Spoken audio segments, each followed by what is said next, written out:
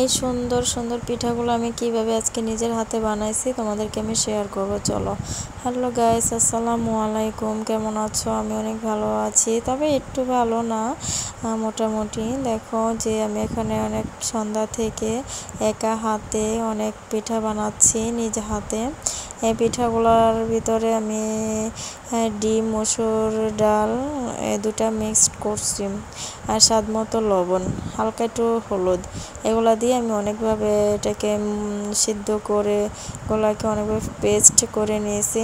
নেওয়ার পরে অনেক এগুলা হাতের সাহায্যে খেজুর কাটার সাহায্যে ডিজাইন করে নিয়েছি। ডিজাইনগুলো আপনার ইচ্ছা মতো যে কোনো ডিজাইন করতে পারেন, কিন্তু আমি যে ডিজাইনটা পারি সেটা আমি করে নিয়েছি। তারপরে এগুলোকে আমি এখন তেলে ভাজবো।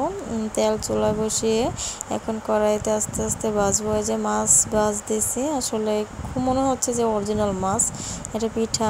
আর এখানে হচ্ছে আপনার চিনির শিরা করে নিয়েছি। চিনির শিরাতে গরম গরম পিঠাগুলো ছেড়ে দিয়ে শিরাটা খেয়ে যখন পুরোট হবে তখন উঠিয়ে ফেলবো। উঠিয়ে ফেলার পরে তারপরে আমরা সবাই ভালো লাগে খেতে, অনেক মজা এই পিঠাগুলো। তোমরা অবশ্যই ট্রাই করবো বাসায়।